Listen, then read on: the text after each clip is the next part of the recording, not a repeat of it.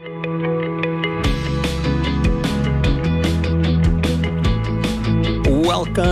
to Pastor's Perspective, sponsored by Calvary Chapel, Costa, Mesa. My name is Brian Perez, and if you're listening to this program on the radio on Monday afternoon or anytime after August 25th, we are not live. We recorded this program on August 25th. In fact, if you're watching us live right now on Facebook or YouTube on the 25th, man, Christmas is only 4 months away. Anyway, squirrel. It's going to get cold. Yes. Anyway, if you're watching on Facebook or YouTube on Thursday, you can call us with your questions at 88... never mind. Not going to give you the number. It's right there on the bottom of your screen. You see it. You can call us. But everybody on hold will get to you as soon as we can. Everybody listening on the radio, we will be live again tomorrow, so you can call us with your questions then. Answering your questions today, we've got Brian Brodersen, the senior pastor of Calvary Chapel, Costa Mesa in Southern California. Bobby Conway, the 1 Minute apologist from YouTube, was with us last week, Tuesday through Thursday, so he's with us in the studio one more time before he flies back home to North Carolina. And joining us on Skype, speaking of flying, Phil Metzger, who's been all over the world. Well, maybe not all over the world, but Phil, it is good to see you. We haven't had you on the program in about 3 weeks now, so welcome back. How's it going? Yeah, good. It's good to see you guys. I'm glad to be back. Yeah. By the way, Phil is the pastor of Calvary San Diego, so he's here on Skype, and we'll get to your calls as soon as we can. But so what have you been up to in the last 3 weeks? Yeah, good question. First of all, Bobby, Christmas time, come to San Diego, bro. It'll be nice, and it'll be like 68 degrees on Christmas Day. So just invite me, bro. I'm there. Yeah. Okay. All right. It was so easy. You need somebody to speak on Christmas Day morning, right? So yeah, right. Exactly. Yeah. Okay. So a little update. Yeah, I was gone. I've been gone. I think it's either 2 or 3 weeks off the show. I flew over after a service on Sunday. I flew over to Krakow, Poland, and met up with a couple other guys, and we drove over to Ukraine and spent 2 weeks in the country of Ukraine. Wow. We were driving around west, central, and east, as far east as we could go. Mm-hmm. You know, we've got, I think it's 18 Calvary churches in Ukraine. And so we kind of went on what I was calling like an encouragement tour, just to go around to all of our nationals that could not, that did not leave the country. And our people are discouraged. It's now 6 months of this war happening. Yep.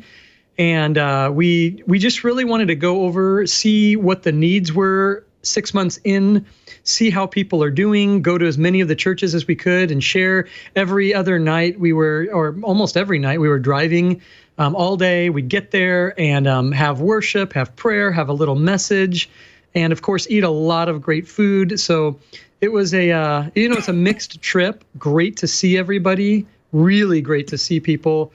Heartbreaking to see the country. Heartbreaking to know so many people, or of people that are either fighting or that have died because of this war. So it's kind of a mixed thing. I was really glad to be there. But pretty heartbreaking what's been happening. So a lot of the churches that we have are in places that are now, kind of famous places, cities that are being bombed on the regular. If you're familiar with on the news, there's a power plant in a city called Zaporizhia. Mm-hmm. And of course, the missions pastor there at Costa Mesa was one of the guys that started and taught at that church for a long time, John Chubik. And so, a lot of these places are very sentimental to a lot of us, but now, of course, are the front lines of a pretty devastating war. So good to pray with people, good to see people, really good to be home. Mm-hmm. Speaking of prayer, if you guys want to pray for the churches in Ukraine, you can go to calvarychapel.com, use the Church Finder feature, type in Ukraine. You don't even type it in. You just use it from the drop-down menu there, and you will see the churches that are there in the area that you can pray for.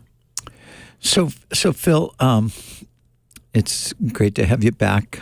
I'm glad you're in one piece. Yes. So is there any light at the end of the tunnel? What's the feeling amongst our friends? Obviously, understandably, there's a ton of discouragement and so forth. But any bright spots in the midst of the darkness. Yeah, definitely. I'd say definitely. In terms of the big picture of any light at the end of the tunnel, God only knows, truly, right? Obviously. But, I was really surprised. A couple things. One, I hadn't really been, I was in Ukraine when the war, right when the war began. But, when it's all that was going on, I wasn't really paying attention to the infrastructures around me and the life around me. It was pretty chaotic. This time going back, I was really surprised. It had been 5 years since I'd really been in the country. I cannot tell you how much they have become like a modern European country in those 5 years. I kid you not. I was shocked at the buildup of this place all over the country. And I'm saying that because that was one of the things that surprised me and really did bring me a lot of hope. And kind of on a national level, everything was open. Anything that could be open was open. I had some of the best food I've had. I know that sounds so ridiculous, but we went to restaurants, we went to coffee shops, we went out in the parks and walked around. And I'm saying that to say it's not like people are not being vigilant. They're being very thoughtful, very, very careful. But they're also kind of telling the aggressor, Russia, we're going to keep living our life. You're not going to take this. The very thing that you're trying to take, we're going to keep doing. We're going to live, and we have good lives here, and we're going to live those lives. That resilience was super inspiring. On the Christian side, I would say this. One of the things we tried to do was really to just gather, keep in mind, right before the war started, there was this like global pandemic, right? COVID.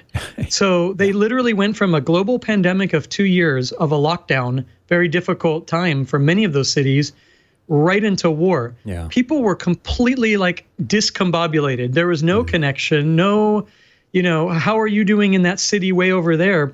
So what we tried to do was gather pastors and leaders together from as far and wide as we could. And we probably did that 4 or 5 times. It was so encouraging. They were so excited to see each other, a lot of just tears of happiness to be together again.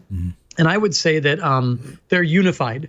I think that's the thing I got a lot of hope out of, that they have a very clear vision of they're fighting for their freedom, and they're also fighting to win the soul of this country. They want people to know Christ. They haven't lost that perspective, but they're doing it in a way that is very like contextual to wartime.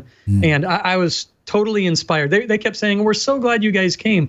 I kept saying, man, I'm so glad I came. This is so inspiring. Yeah. And I think a lot of church planting is going to come out of this. I think a lot of people, more importantly, are going to be born again from this. I got to tell you this, and I'll stop ranting. I went to one of our churches very much in the front line of where things are happening. And only 3 people, there was 3 young people that met us, and young at the, I'm 48, so young is anything below that now. So they were relatively young, and we were like, oh, we're so glad to see you guys here. Turns out they're the only 3 from the original church from 6 months ago. Everybody who could flee did. They decided to stay and open their church as a humanitarian crisis center. And we were there on a Sunday morning. Well, 80 people showed up. 80 people. All of them had whiter hair than me. So I felt good. I felt good about myself. I felt young. No, I think the median age was like 74. I'm not joking. Wow. And it was the people who could not flee. They couldn't get out. They were pretty much stuck. Yeah. And when this center opened up for them, they started getting their flour, their coffee, their food, their fruits, their veggies from there, and they all started getting saved. Wow. And it was like 80 of these like 80-year-olds who are all loving Jesus, worshiping. That's beautiful. We brought with us a young girl who was 25 years old. Her dad was one of the former pastors of a Calvary in Kyiv. Her name is Margot. And she has an amazing story herself of being trapped by the Russians. And there she is, 25, leading worship. And she's like, let's all sing, whoa, whoa, whoa, or whatever. I was laughing. Here's this 80-year-old crowd. Whoa, whoa, whoa. Everybody's getting into it. But it was an amazing thing to see how much God is saving people in this, really difficult time. Wow. Amazing. Yeah. Yeah. Bobby? Well, the only question that I had, maybe just to update our audience, we don't hear about this war nearly as much as we did on the front end. And I guess my question would be, is it still as intense as it's been? Is it slowing down? Is it getting more intense and we're just not aware? And what's the best way for us to stay attuned to what's going on? Yeah, that's a really good question, Bobby. Hard to, yeah, okay. I could quantify it like this. It's worse than it's ever been. It's at a harder season and stage because, but the difference for most people, for the average like civilian, the difference is this. The shock and awe that Russia tried to do in the first week by trying to conquer the capital of Kiev, trying to move and take over. You know, everybody thought, oh, it'll be over in 3-4 days. Yeah. That's gone. That sense of like, they're going to wipe us all out in one fair swoop is gone. So in one sense, that's a better thing. On the other hand, the trenches are really dug in. It's been a long time, maybe World War II, since the world fought the way they are right now, where there's distinguished lines. There's distinct lines. This is Ukraine. This is the Russian side where they're fighting from. And that basically covers most of the southeast, all the way around the east, and most of the northeast. Wow. And so you're talking about a massive part of the country. Spending time with the people caught in between the two, it is, heartbreaking. We cried like we haven't cried in a long time. Heartbreaking what they're going through. So I would say, tune into things like BBC, tune into, Sky News, get onto European news because they'll talk about it more. I don't think it's because America doesn't care. I think we do care, but there's always something new happening. There's always something else happening. I think it's hard to keep up with what's really going on there. But I would honestly say this is as much of a devastating moment in the war as it's ever been. This nuclear power plant almost, guys, over there, we're talking about, we weren't that far away from that area.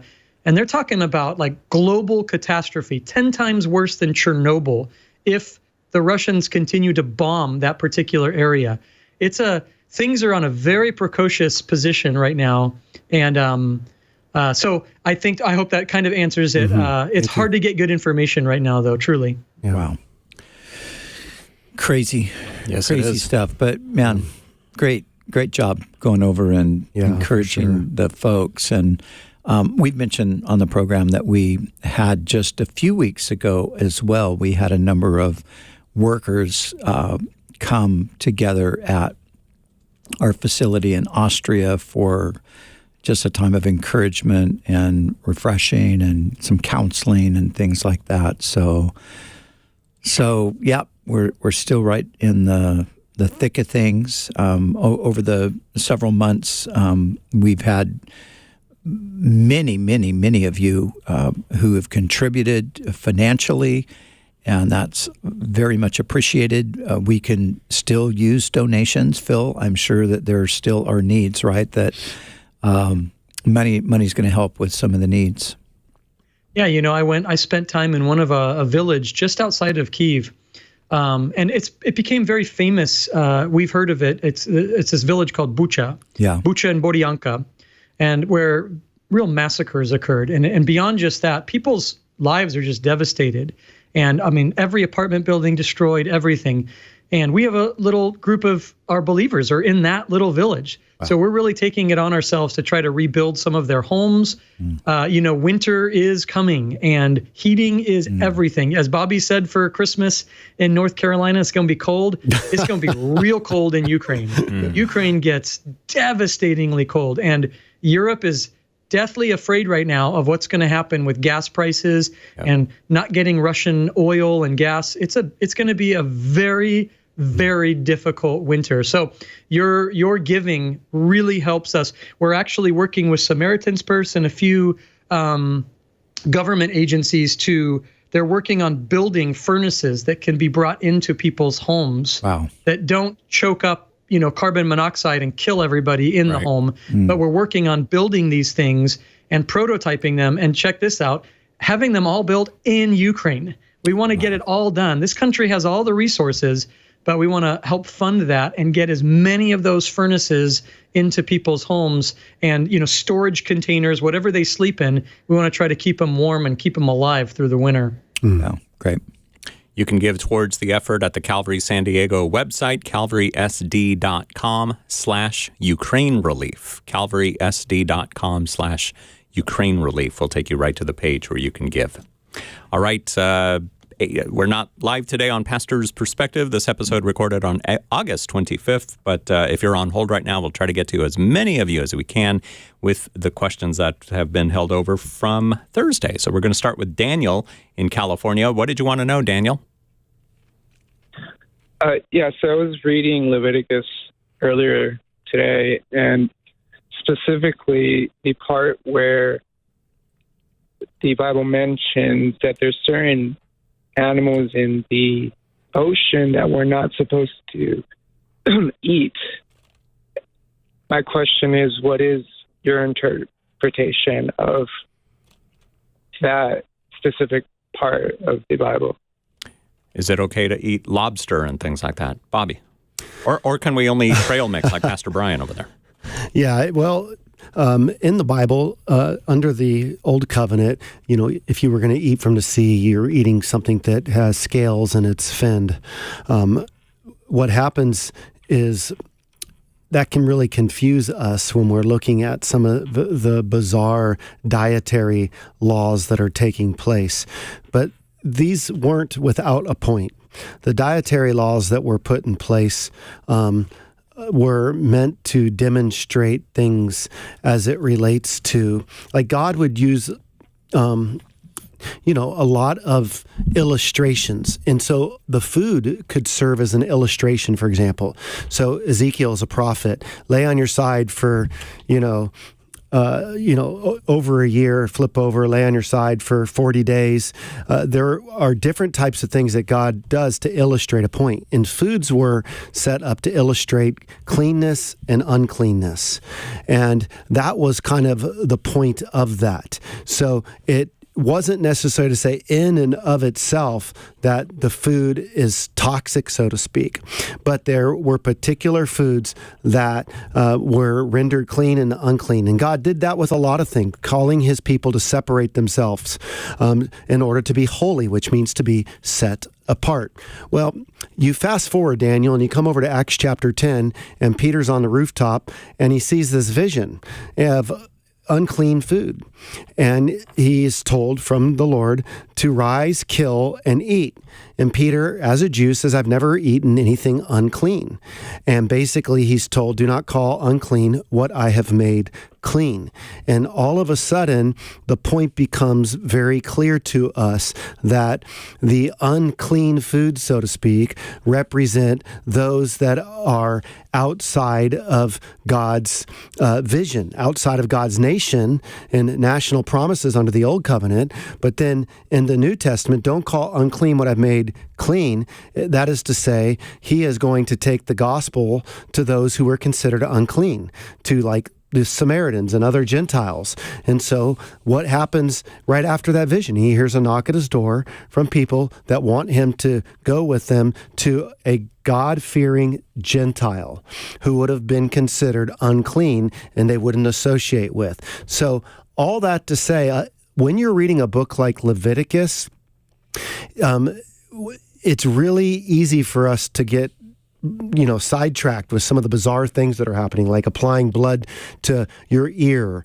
or your toe or these types of things. Well, there's really rich meanings behind that, and it's for illustrative purposes. And so God would use blood and unclean animals and clean animals and use that kind of language to point to the greater picture that would ultimately make sense at the cross. Any thoughts, Brian? Yes, I had a thought, but... and a senior moment. And yes, the thought has left my mind. So Phil talked about all the great food he ate. I was just wondering if it was all clean or if he ate any unclean food. Only clean food. Only clean food, buddy. Does this help you, Daniel? Yes, it does. I only bring it up because my family, it's something that we cook regularly, and I'm not a fan of seafood. Like I like fish, but there's certain seafoods that I can't stomach. So you were hoping to use this as an excuse to not eat that food, Yeah, huh? Mom, don't cook this anymore. Unbiblical. Yeah. But it's okay, Daniel. If you don't want to eat it, just don't eat it, because I'm with you on some of those things. Well, the thing about unclean food, dude, to take about like for people that want to get big on this, right? Yeah. Well, but they'll go get queso and some chips or a big fat cheeseburger with fried onion rings. You want to talk about unclean food? I mean, we can go there. And one other thing, Bobby, you mentioned Acts chapter 10, but Mark chapter 7, Mark actually tells us kind of a little comment on something that Jesus did. There is that he pronounced all foods clean. So from the time of the New Testament onward, those restrictions no longer apply. Good point. And so we don't. I mean, you can think about them, you can read them. I mean, there's some things I think. Yes, thank you, Lord, for saying that was unclean, because I don't know why anybody would want. Who wants to eat a bat? Tell me. Anybody want to eat a bat? No comment. I mean, I just don't want to eat a bat. I just and there are so many. A mole. Who wants to eat a mole? I don't want to eat a mole. I don't want to eat spiders. I don't want to eat any of those things. So I am very thankful for the Levitical law in many places. But when you really think about it and you see a cow walking around, like, who wants to eat a cow? That's true when you put it in that light. I was listening to this story of these missionaries in Papua New Guinea, and they were, one of the regular delicacies for the people was termites. And they would just get termites and grubs, and they'd mix them all together. And they were talking about how the missionaries, in order to really engage the people, until they ate with them, you'd have a bag of termites. They were not going to listen to you if you're not going to sit down and eat with them. Right. So would you would you kind of sport a salted bag of termites over a movie instead of popcorn? As I was listening to this, I was thinking, man, thank you, Lord, that you never called me to that place. Yeah. But Phil, you've been to Africa, and I think you have eaten exotic foods, certain insects that, right? I mean, remember we had some friends that lived in Africa, and they chocolate-covered grasshoppers was their favorite delicacy. I mean, they'd buy bags of them. You can't knock it till you try it, buddy. Those things are good. Oh man, termites. So do you have a stomach of steel? Can you try all kinds of stuff, Phil? I mean, this is when people tell me about how they pray for their meal here in America, they don't understand. Like, I pray for my meals when I'm, like, I just believe God and eat it. Oh my goodness! And I've never had any problems. Yeah, have you ever had a badger burger?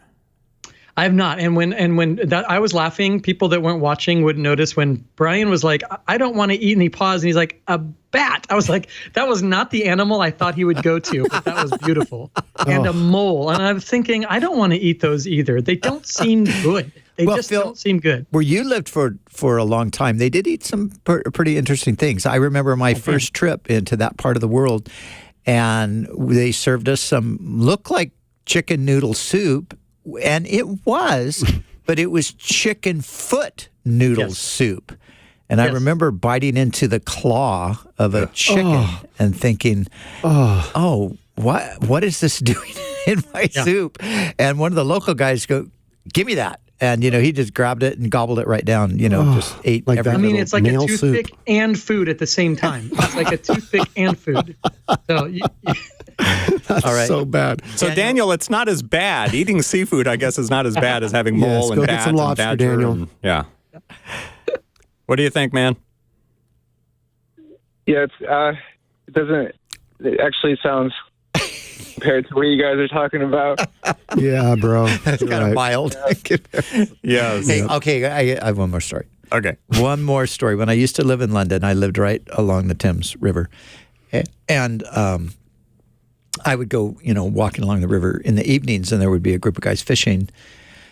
And I like fishing and, fish and everything. And I'd go up and just say, what are you guys catching? And I'd look in the bucket, and it's a bucket full of eels. Ugh, And of course, ugly buggers. these are just, they're a delicacy for Londoners. They just love eels. They love jelly eels. And I just look at those things and think, no, do not eat that. Throw that back in the river. Oh, man. Yes. I just crossed London off my bucket list. Well, I mean, I've always wanted to go to London, and you don't have to. Well, I eat guess the I don't eels, have to. You're right, but It's a whole somebody new could. meaning to fish and chips. Yes, that's right. Yeah, no, they do not do eel and chips, thank God. Man. All right. Daniel, thanks for your phone call today on Pastor's Perspective. Let's go to Joe in California. How can we help you, Joe? Hi, pastors. This is my first time calling. Please bear with me. My heart is racing. I don't know what is going to occur after this question. You guys were talking about mental health earlier, and I've been diagnosed with paranoid schizophrenia and PTSD. I'm a combat veteran from the Iraqi War, 2003.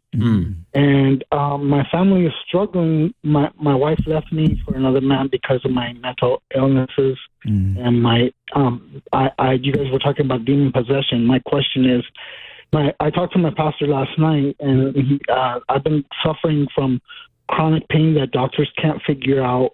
I struggle with anger, with certain situations. I go to church, I read my Bible, I pray all day. Every day, all day, I'm struggling with pain and thoughts that I shouldn't be thinking of biblically. I have no peace. Yeah, I pray to Jesus, I believe in Jesus, and I don't know what to do. Wow. Brian, what do you tell Joe? Well, Joe, God bless you. I mean, this sounds, very challenging, very difficult. To answer, I'm going to answer one aspect of your question very specifically and clearly, that PTSD is a real thing, schizophrenia is a real thing, and they are both not demon possession. So sometimes people... I'm taking medications, monthly medication, where for the last 7 years since this has been occurring since I got out of combat. And PTSD, yes, my friends are struggling. I lost one friend to suicide. And that's what triggered me to start seeking help 7 years ago after my wife left me. God's been encouraging me as far as me not giving up. And I don't want to give up, but my mom is already through the line and said, one more outburst and you have to move away. Oh, my gosh. And, and it's tough for my family. My dad understands a little bit better, but it's really tough on my family. Because, now, you sound, you're, everything's clear. Your thinking is clear. Your communication is clear right now. So you're on medication for the schizophrenia?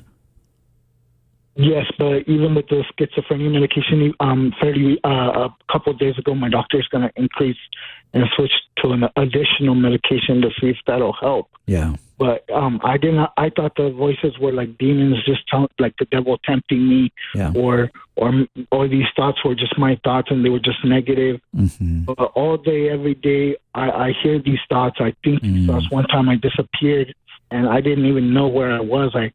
I lost a lot of weight, like 40 pounds, because I wasn't eating. I had no idea where I was. I was in the middle of the wilderness eating cactus because I had no food. I remember that, but then I blacked out and I couldn't see anything anymore. I went unconscious, but not unconscious, excuse me. I couldn't see anything. I went blind, kind of, like Paul. And I know that something happened because I saw some stuff that I cannot explain. And I know that the Bible says, I want to believe the Bible and nothing else. I don't want to be confused by the devil, the demons, or anything like that. Well, two things I would say, Joe. Stay close to your church and the Christians, and don't feel at all ashamed to ask for prayer. And even if they have a prayer list, ask if you can be on the prayer list. When you go to church, ask your pastor or pastors, would you just please pray for me? Pray that God will help me. Pray that God will, bring me through this. And then the second thing is stay close to your doctor. Listen to your doctor's advice. Let them know, like you're doing. Try, either a different dosage or maybe a different medication. Not every medication is going to work exactly the same for everybody. And so maybe, there is that right fit for you that's going to help you through a lot of this stuff. But our hearts go out to you, brother, and just know that Jesus loves you. Lean on him, and he's going to bring you through. Everybody listening, please put Joe from Hemet on your prayer list. Thanks for calling us today, man. God bless you. This is Pastor's Perspective. Going to take a quick break. We'll be right back with more of your questions. Stand by.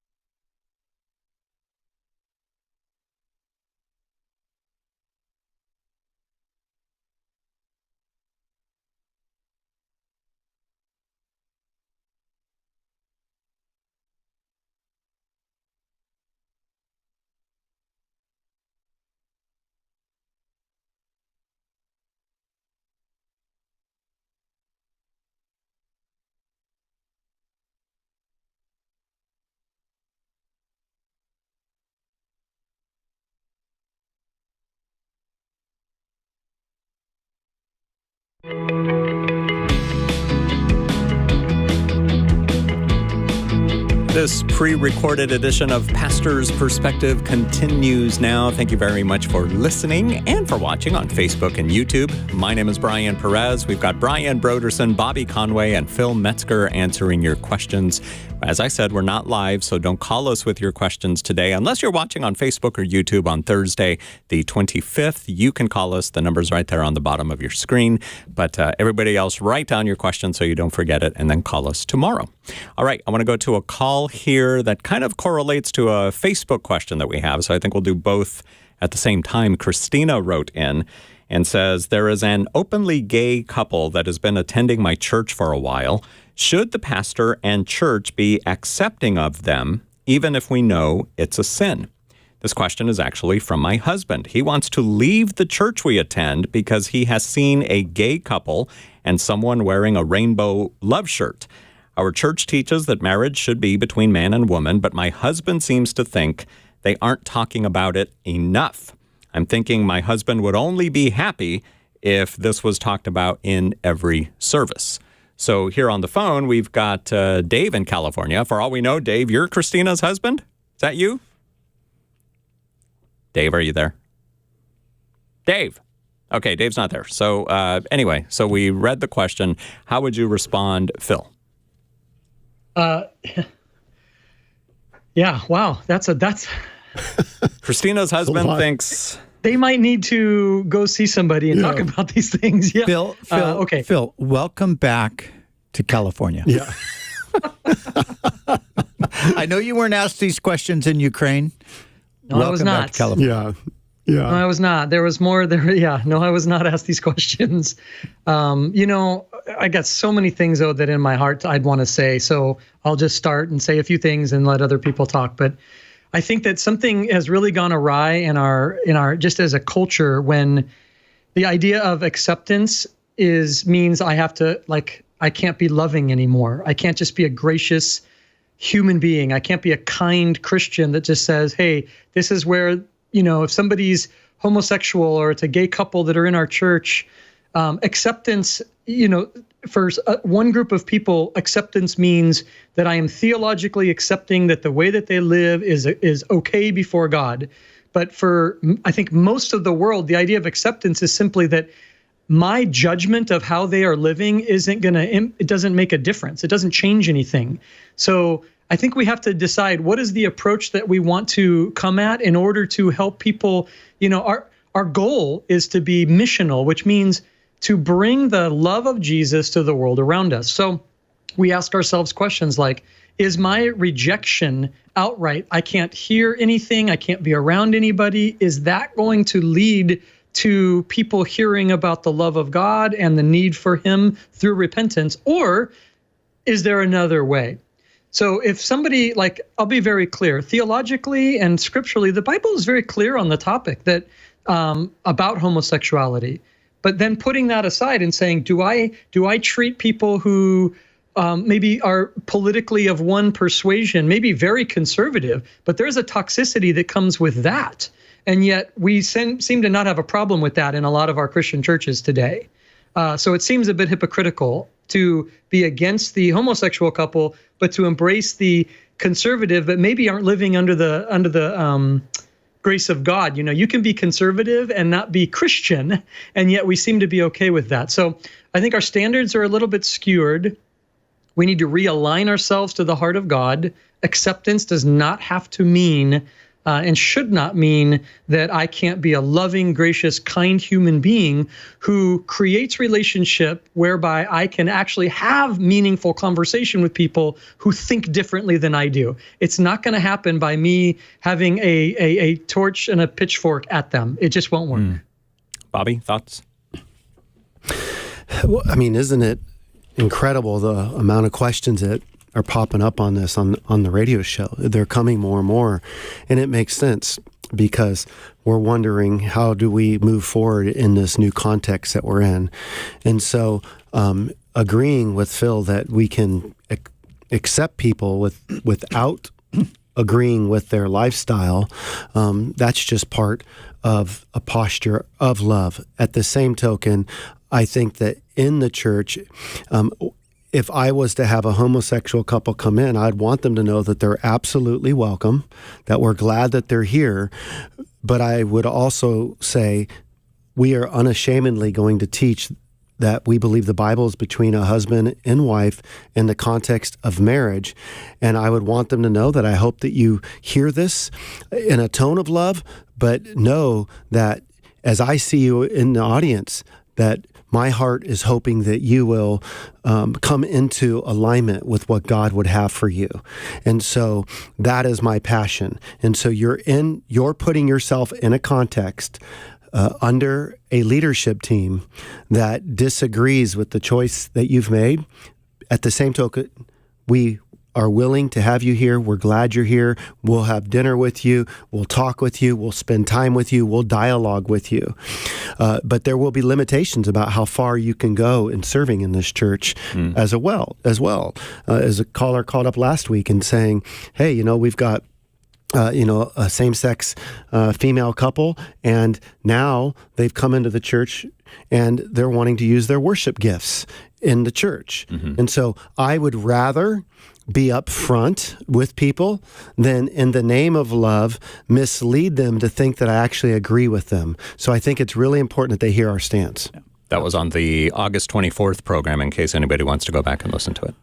Yeah, and I think that's so critical, because I think and I know I've heard same-sex attracted or married or whatever. I've heard people say, well, they kind of let us on. They led us to believe that we were as welcome as anybody else. We could participate in everything, and then suddenly they started putting up these sort of restrictions. So I think, Bobby, that, we just have to be clear up front that, hey, we love you. God loves you. God's got a plan for your life. But we're going to stand on Scripture, and Scripture is clear that this lifestyle is not a lifestyle that God's going to bless or honor. And I think everybody that compromises on that, they regret it in the end. They either swing all the way over to being affirming, or they find themselves just in a mess trying to figure out how do we get out of this thing that we've created now, Yeah. Phil?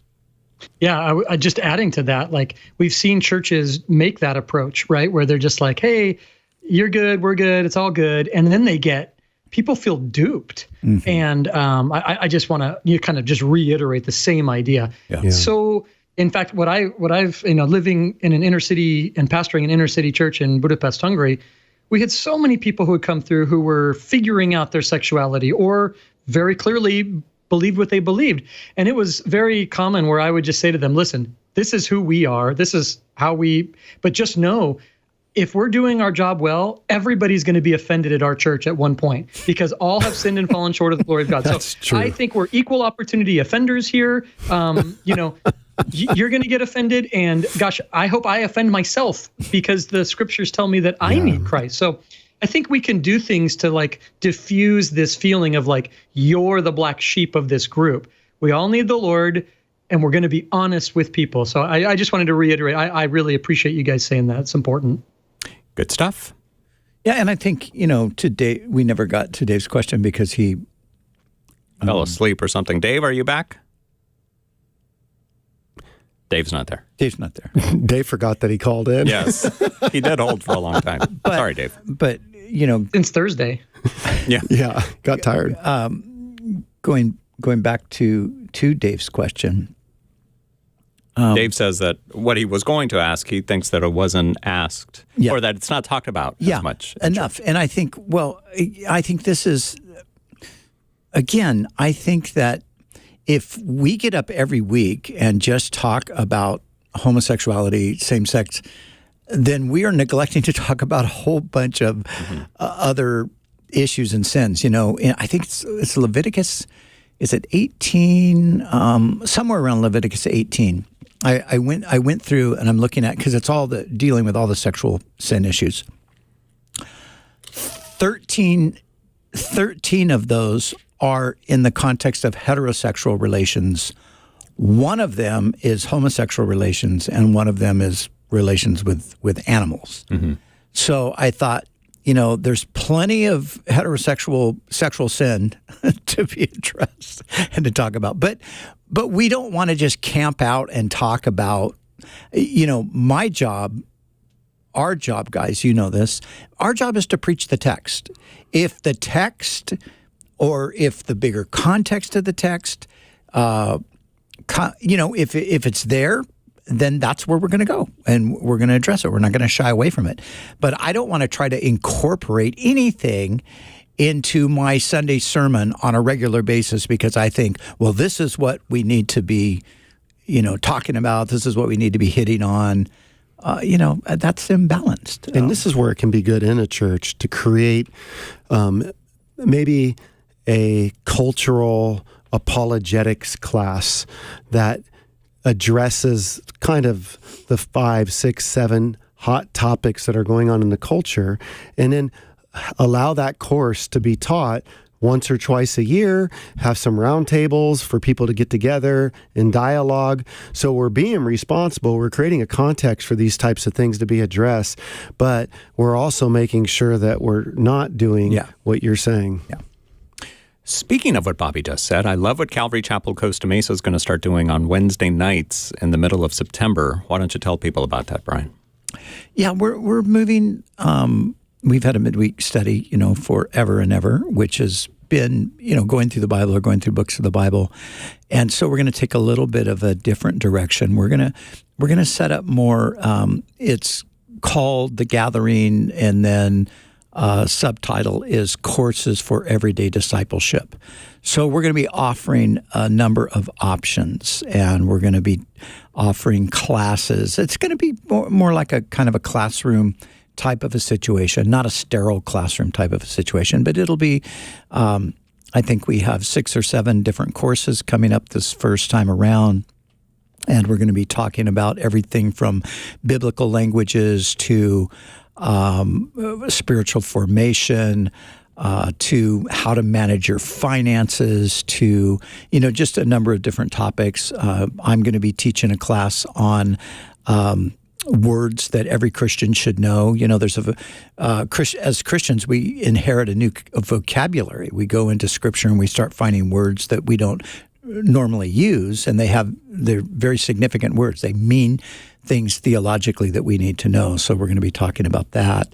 And so, just a bit of a different approach coming up here in the fall. So you can find out more at cccm.com under events. Look for the gathering. It begins on September 21st. All right, Christina, thanks for sending in your question. Dave, wherever you are, I hope you heard the answer to the question. I don't even know if, Dave, you're Christina's husband, but just based on the question on the screen, it led me to believe that maybe it was Christina's husband. I don't know. All right, Tanner, welcome to Pastor's Perspective. How can we help you? Yes, good afternoon, Pastor. Thank you for taking my call. How are you guys today? Good, thank you. So my question has to do with kind of sharpening up my eschatology. Matthew chapter 24 and Mark 13 would be the scriptures in question. I'm not sure if you guys, you read, scriptures that you've read over and over, and then you just kind of pass by it again. You see something that you maybe haven't seen before, kind of the situation. And question has to do with the rapture and specifically the pre-tribulation rapture viewpoint. And just kind of qualify preface my question. My church background that I've been involved in, like maybe the past 10 years, has kind of been like a Calvary Chapel kind of usually a pre-tribulation viewpoint. Obviously, this is like a secondary issue. It's not a vital to salvation theological issue, but. So Matthew chapter 24, verse 29, talks about... Immediately after the tribulation of those days, the sun will be darkened, the moon will not give its light, the stars will fall from heaven, and the powers of the heavens will be shaken. Yes, and verse 30 is obviously talking about the coming of Christ, the sign of you'll see the sign of the Son of Man coming on the clouds, and the angels will gather. So a parallel, now just kind of like my tradition, just kind of what I've been taught and, from hearing sermons and pastors, traditionally it's been kind of told to me that, that chapter kind of applies to the Jews. If you read the chapter, it's really applying to the Jews, doesn't necessarily apply to us, the Gentiles.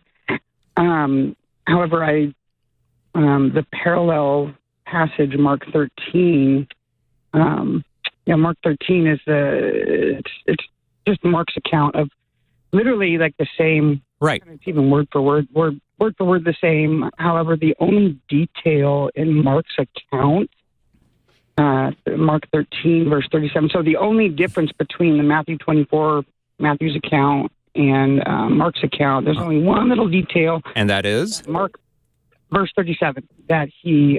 what I say to you, I say to all, watch. Yes.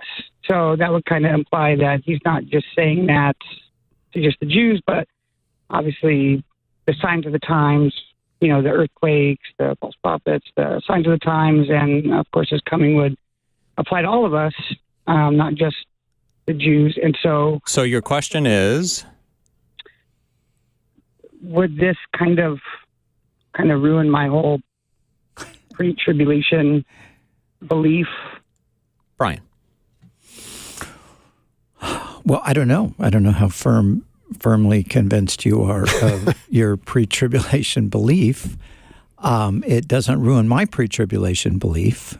And so, and not everybody in this room necessarily believes in a pre-tribulational rapture. So we agree that this is not it's not an essential. It's not anything to divide over. I think that there are, to understand the timing of the rapture, I will say right up front, I don't think it's as simple as some people think it is. And of course, if it was that simple, we would not have any debate over it. But I do think that my understanding of the rapture. I don't so much draw from Matthew 24 or Mark 13 or Luke 21 for that matter, but I draw more from Paul's letters, and I think that the 1 Corinthians 15 and the 1 Thessalonians 4 and 2 Thessalonians 2, I think, to me, those are the places where you're going to get, of course, the fact that there's a rapture. We will not sleep, but we shall be changed. 1 Corinthians, 1 Thessalonians, we who are alive and remain will be caught up together with them in the clouds to meet the Lord in the air. But then when you go to 2 Thessalonians, I think you actually do have more of a time frame for the rapture in relation to the tribulation. And so so all I'm saying is that's where I would draw from, not from the Olivet Discourse that is recorded there in those synoptic Gospels. Tanner, thanks for your phone call today on Pastor's Perspective. Now we're going to go to Tina in California. How can we help you, Tina? Hi, I have a question of where to go from here. I had a long-term marriage of 35 years, and I wasn't a Christian when I got married, and so our lives have dramatically changed in different directions. And I've lately kind of been reading some stuff and had time to read and process. My children have moved out. I had one with health issues, so she just moved out 2 years ago. But I never thought about being happy in a marriage because I just survived it. And I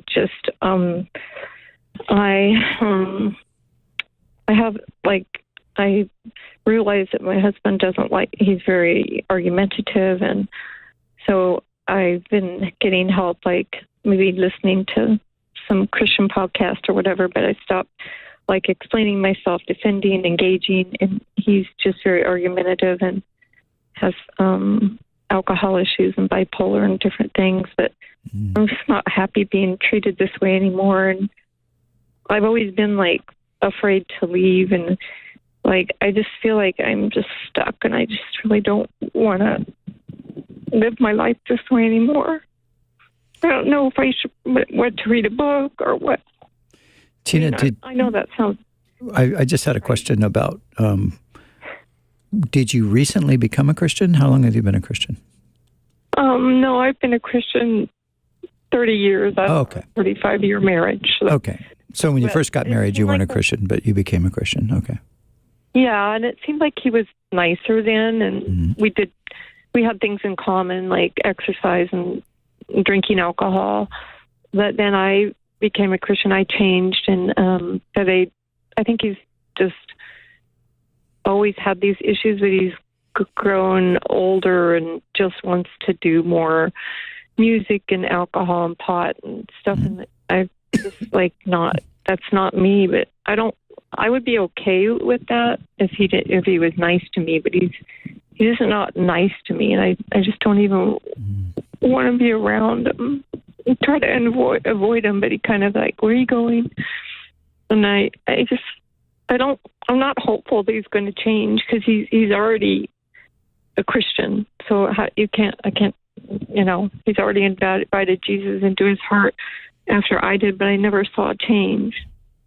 Yeah, well, that's the key right there. So yeah, never saw any fruit or change. Yeah, he's a Christian in name only, but not in reality. Right. So I can't get him saved. If you said, I can't say, "Oh, you need Jesus." Well, you could maybe, but if you said to him, we really need to get some help. I can't keep living like this. We need to go see a counselor. How would he respond? Would he agree?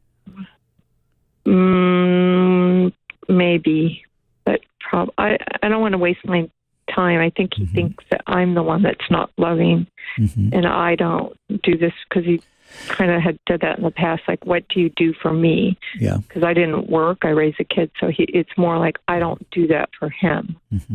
Yeah, but I think, it's certainly not going to change unless you make some kind of move. And I would think that would be at least a place to start, because if he might just say, no, I don't want to do that. And then, then you figure out, where do I go from here? But maybe he surprises you and says, let's go talk to somebody so they can tell you how wrong you are and me how right I am. Some people think that way.